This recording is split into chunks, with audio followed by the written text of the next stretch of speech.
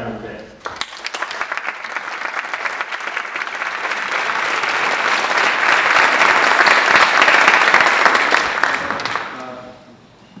Thank you, Stephen, for that kind introduction, and welcome, everybody.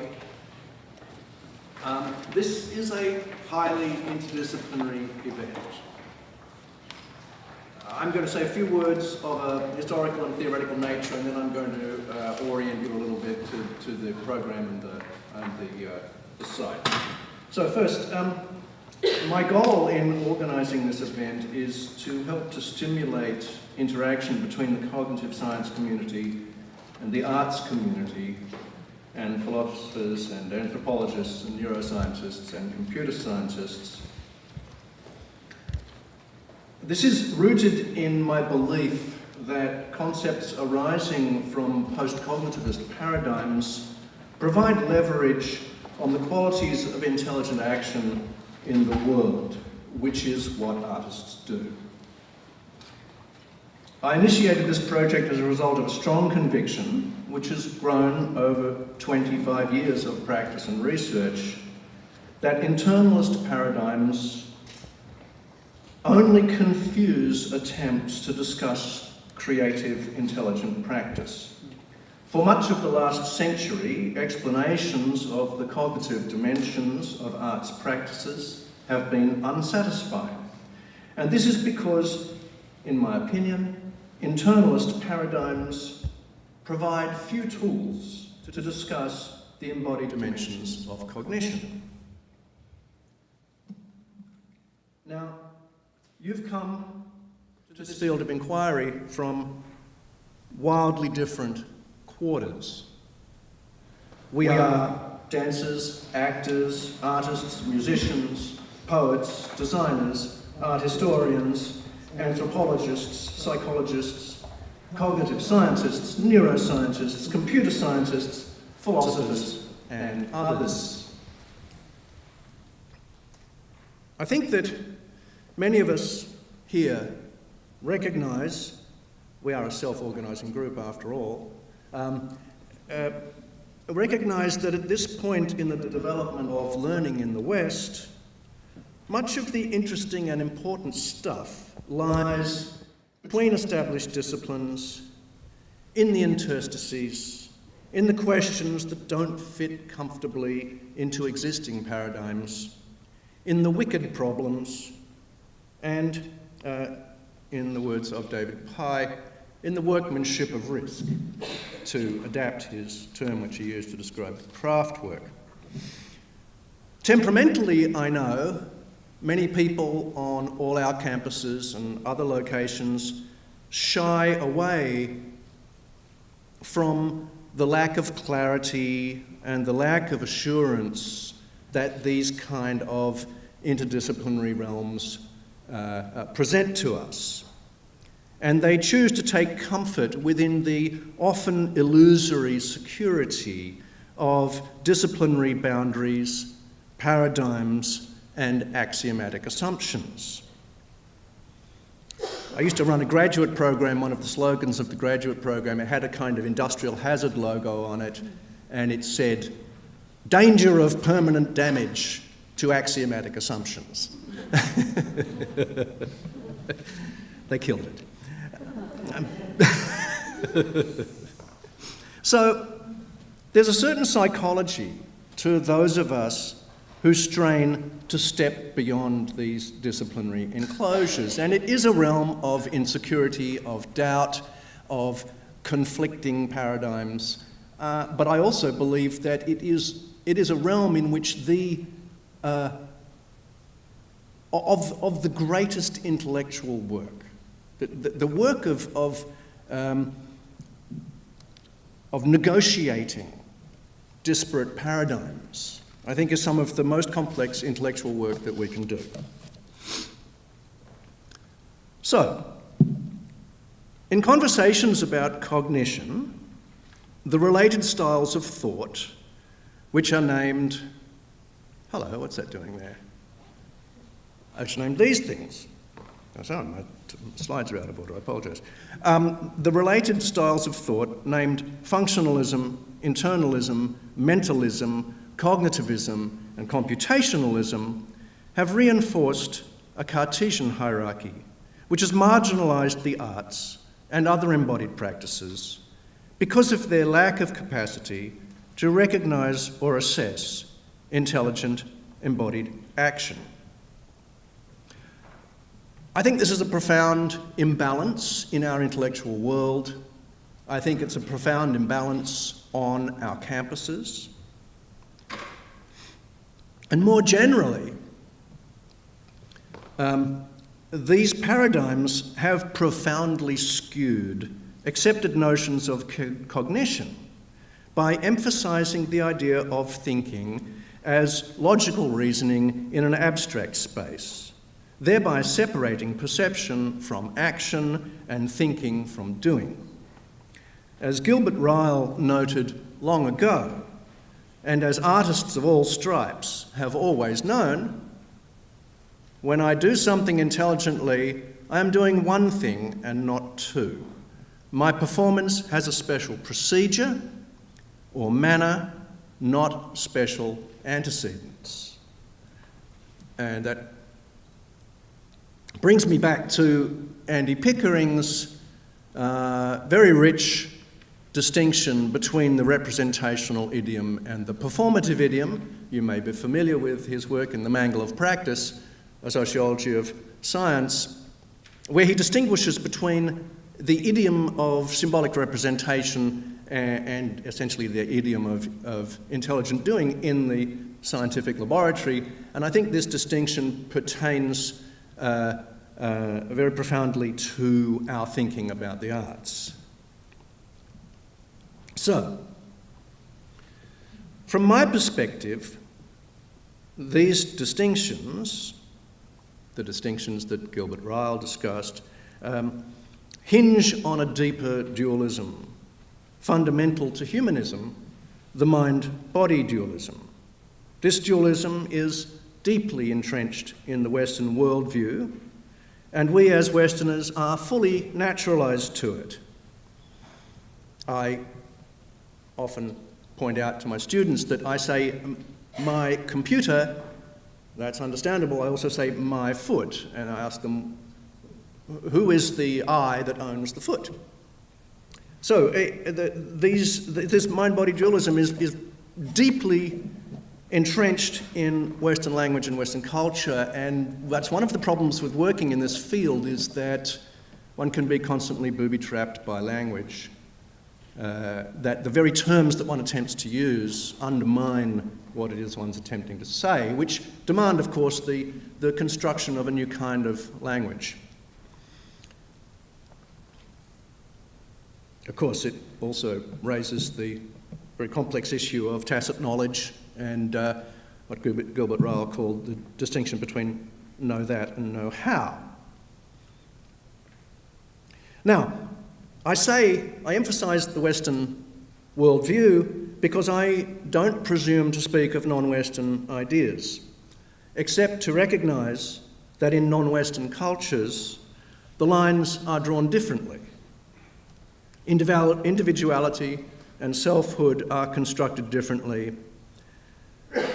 And I feel that as part of the process that we're engaged in, a cross-cultural inquiry into the nature of these ideas is a very worthwhile pursuit.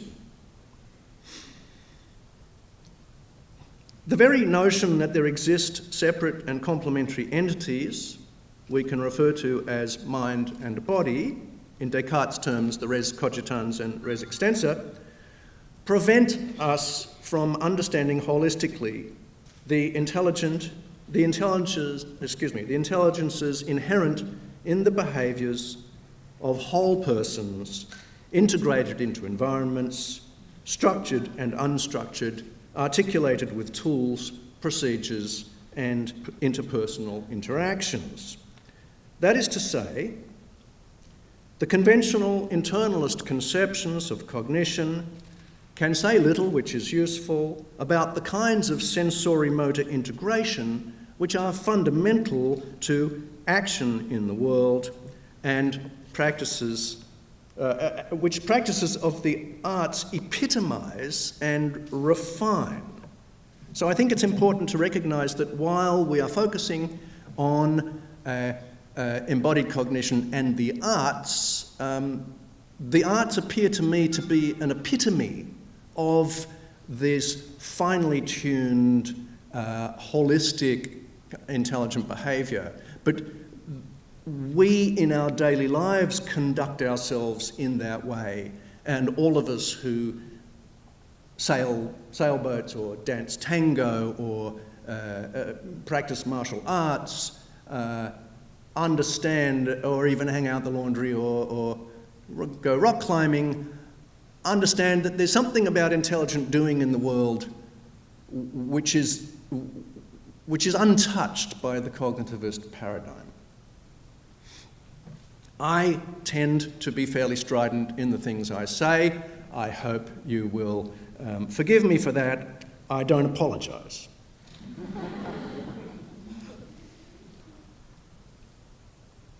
So, as the arts epitomise this whole sensorimotor integration, so I would say sensorimotor intelligences, therefore, conventional cognitive science can say little useful about the arts. This, I believe, is a crisis which has hampered useful discussion of cognition in the arts for most of the last century.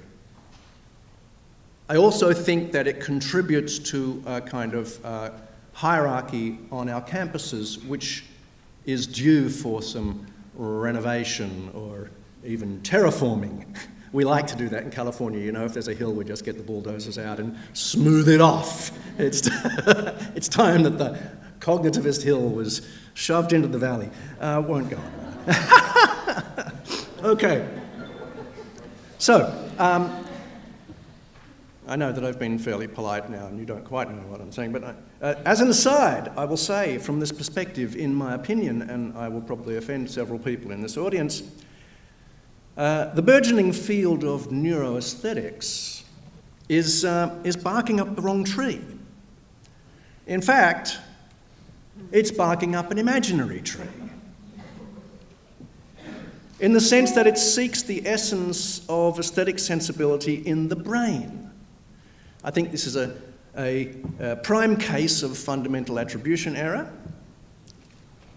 It's a retrograde notion, and it's a case of covert internalism, the kind of covert internalism that was so well articulated by Tony Chimero in his book Radical and Active Cognitive Science. So one of the goals of this conference for me is to approach the kinds of questions neuroaesthetics addresses from a firmer, grounded and embodied footing. The shortcomings of internalist paradigms are well understood by many here, and it's our good fortune that in its place have emerged over the last 25 or 30 years new paradigms and new versions of old paradigms, which go by the monikers of embodied, enactive, distributed, situated, extended, and others. These new paradigms, it seems to me, hold rich potential in elucidating the intelligences of the arts, and many of us are engaged in that pursuit, many of us here. All of our keynote speakers will be addressing these issues from the perspective of the particular paradigms which they adhere to, which is wonderful. And I draw attention particularly to David Kirsch's work in distributed cognition, studying choreographic practices, which hopefully he'll talk about later in the conference.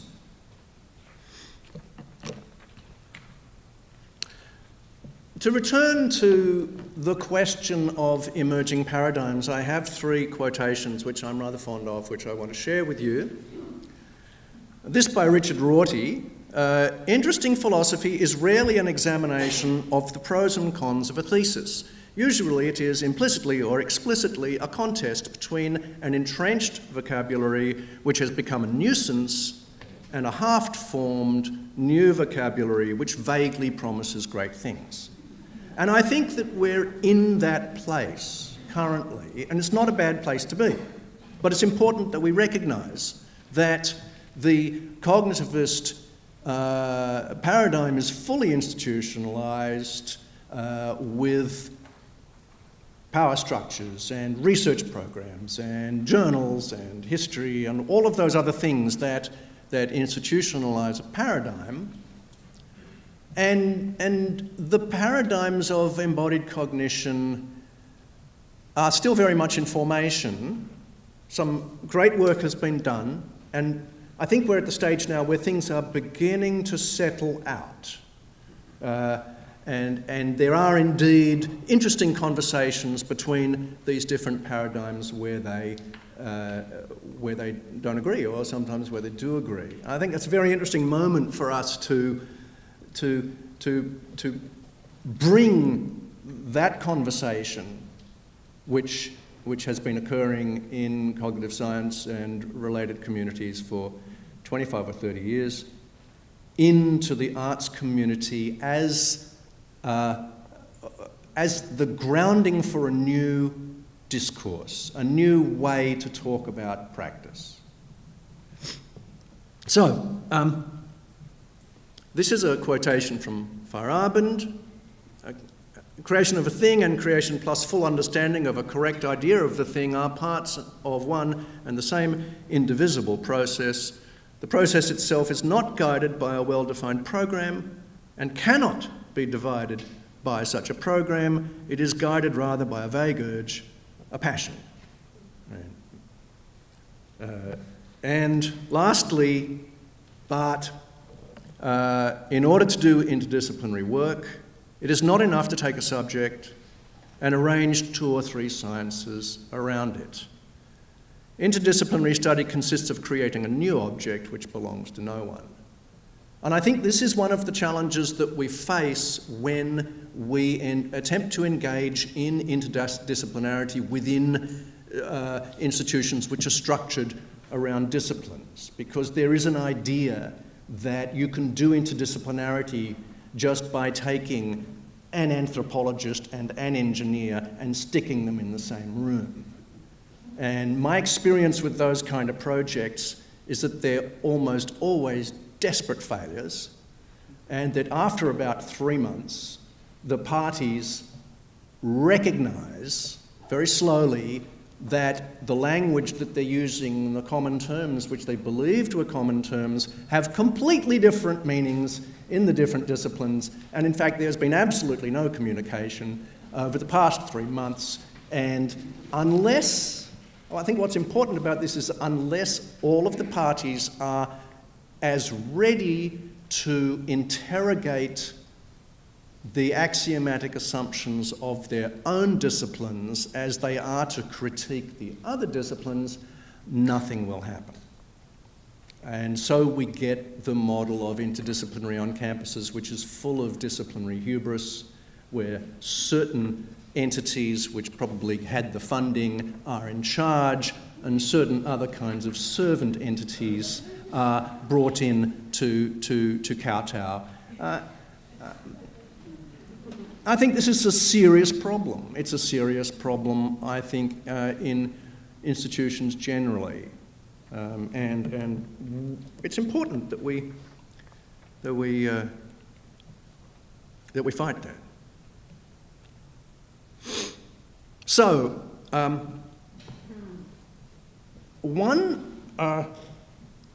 I'll actually come back to that. I'm now going to, my own path into this has been through interdisciplinary practice at the intersection of art and computer science. For many years, I was designing and building custom robotic and interactive machinery specifically for embodied interaction that is, applying the tools of computer science to cultural practices and specifically interactive cultural practices. And throughout the 1990s, I had the enormous good fortune as Professor of Art and Robotics, a unique position that I think has never been repeated, at Carnegie Mellon. I had the opportunity to work with world leaders in artificial intelligence, robotics, and related aspects of computer science. And it was in this context that I realised that my attempts to utilise these emerging technologies to create immediate sensorial aesthetic experience were at odds with the intentions of my colleagues who understood such effects as pointers to abstract ideas. I would labour over my projects so that the sensorial experience was refined just so.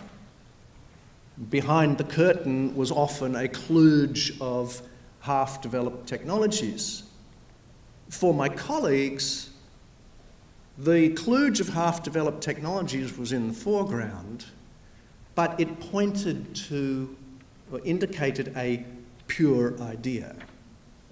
So that was a very interesting inversion in the relationship between objects and goals.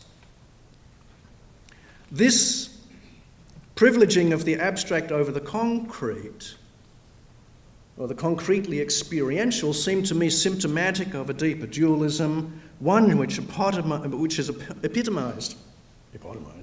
hippopotamized by that article of faith in computer science, the complementarity of hardware and software. And it's important for us to recognise that the complementarity of hardware and software is the mind-body dualism reified in the technology. Of course, it's a belief structure, it's not real. You know, there's no such thing as immaterial information. There's no such thing as dumb hardware. It is a belief structure, like the mind-body dualism. But we are living in an era where the fundamental precepts of computer science have been carried into culture generally like a Trojan horse on the backs of the digital devices that we now have on our laps and in our pockets. And I think I see this in my students all the time, that there are certain ideas about the separation of information and matter which are demonstrated for them, as it were, by the nature of the technology. Of course, there's software and there's hardware, so therefore there must be mind and body. And that's deeply problematic, I think.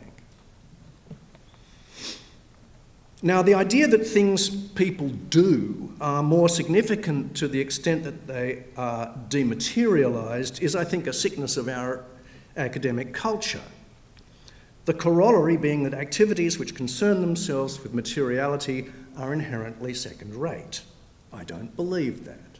I was trained as a sculptor, and I believe that there are intelligences of practice which are absolutely as intellectually rigorous as the kinds of intellectual practices which involve making notations, symbolic notations only. So I think that's simply wrong, and the general acceptance of this idea has led to the assumption that practices in the arts are necessarily second-rate to the extent that they engage materiality. Thus, by that calculus, a mathematician must be more clever than a composer, and a composer more clever than a potter. Again, I think this is simply wrong. The valorisation of symbolic abstraction has led to the construction of a false opposition between intelligence and skill. The upshot is that the intelligences of the arts are simply inexplicable, as I said, within the terms of the cognitivist paradigm. In the big picture, of course, this is paradoxical, because the things that we value about human cultures are very often cultural practices, architecture, music, etc., etc. So there's something very curious about the landscape of discourses around cognition which has failed to engage those aspects of human culture which we valorize most. That's ironic, and I think we need to put it right. Now, we're at that historical moment right now where the traditional valorization of abstraction is being brought into question by leaders in cognitive science and other fields.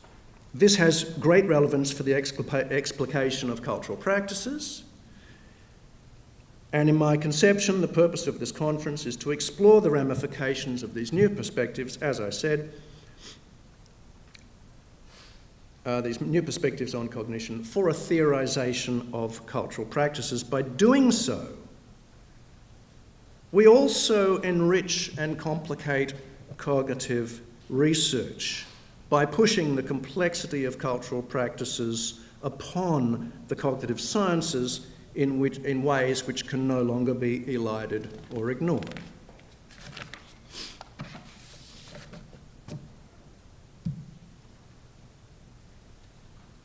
Yes, I said that. So, a couple of general quotes before I go to the orientation. A couple of my favourite quotes from Merleau-Ponty. My body is my general medium for having a world, and our body is not an object for an I think. It's a grouping of lived-through meanings which moves towards its equilibrium. I love this notion of lived-through meanings. It's quite exciting. Andy Pickering again, performance is the ground from which knowledge emerges and to which it returns. And one of my favourite all-time quotations, the difference between theory and practice is greater in practice than in theory. Yes, it's a favourite. So one of the ideas that's been in the back of my mind, listening to some of the talks and certainly in weeks and months beforehand, actually for several years now, is the question of consciousness. And I think that some of this is old news for some of us and maybe a little bit disruptive for some of us. But I continue to be confused by the fascination with consciousness, and I remember a quip by Dan Dennett saying that no wonder consciousness is still an unsolved mystery with so many idiots working on the problem. That was Dan Dennett, it wasn't me, I'm just reporting what he said. But, you know, it does confuse me, and I'll tell you why it confuses me, and I think it's relevant to the sort of conversations we've been having or might be having. And I'm thinking of this, listening to Tony Chimaro's talk yesterday, his emphasis on these non-cognitive dimensions of embodied, also non-conscious dimensions of embodied cognition. And I think this is terribly important that we get away from our dependence on consciousness as being somehow ontologically prior. I don't understand why we speak of these ideas, cognition, mentation, mind, call it what you like, as if they were a separate or separable phenomenon from the rest of our neurophysiology. This is my opinion of the nature of what consciousness is. You can't really talk about consciousness without talking about what's in the lake. Now, I think a corollary to the mind-body dualism is a kind of a lack of awareness, except in neurophysiological circles, of course, but certainly in philosophy, the notion that the brain is somehow one big thing and not itself wildly differentiated and hooked into different sorts of loops, sensory-motor loops with body and world. And I think, therefore, we have to be aware that every kind of sensation comes into consciousness in differently. Certainly, the way that I become aware of stubbing my toe is very different from the way I become aware of the scent of jasmine or the image of a deceased relative. This all hinges on the fact that philosophy of mind has tended to use introspection with the assumption that it's a useful tool. I find this questionable, and certainly Lakoff and Johnson back in 1999 in their great book, Philosophy in the Flesh, make the argument that 90% of cognition is non-conscious. So if 90% of cognition is non-conscious, then introspection is worthless. So how are we going to understand the nature of cognition? And we have to be careful not to associate cognition with consciousness. There's clearly lots of cognition which is non-conscious, and things which are cognitive rise into consciousness and fall back out again in ways that personally I don't necessarily, I don't have a good grasp on, but I think it's mysterious and interesting. So I think it's interesting to study the way when and how things rise into awareness and fall away again into and out of consciousness. To see the fact that something is conscious as an effect of a larger complex system. And I think this has bearing on the idea of sort of selfhood. Particularly as I think Liz Chin was saying yesterday, the notion of the individual, which a lot of us feel is kind of fundamental. We must remember it's not only a humanist idea, but a capitalist idea. And many people from Marvin Minsky on, some of you may know his work, Society of Mind, have proposed that the sense of a unitary selfhood is illusory. And this again is a way into thinking about cross-cultural comparisons. Here's a summary. Okay, as many of these exercises are, and I want to take this very last moment to toot my own horn. I do have a volume now in press with MIT Press. It's called Making Sense, Computing, Cognition, Art and Embodiment. This is what it looks like. It's got 3 sections. The first section is a review of approaches to cognition through the 20th century, minds, brains and biology. The second section is a review of the emerging paradigms of cognitive science, and the third section addresses applications of those paradigms to various kinds of art practices, both technological and media art practices, and also practices in general. This is what the chapters look like.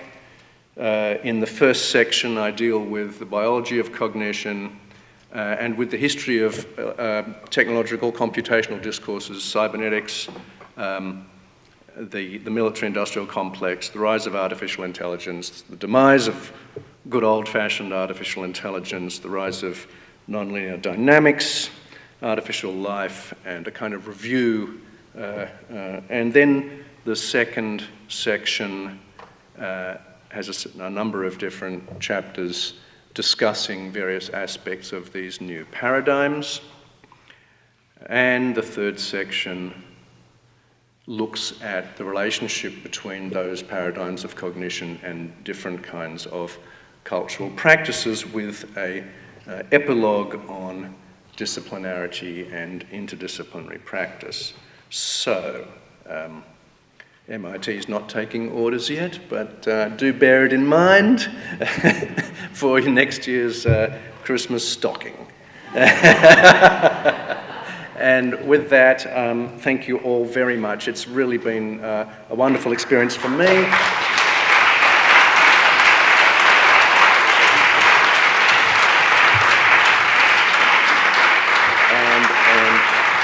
And I'm just really glad that it seems that everyone felt it was a worthwhile trip out to Southern California. And there is the laser event, the artists panel occurring now. It is, as I said, a public event. You're welcome to attend or not attend. And we look forward to seeing you all somewhere in the future.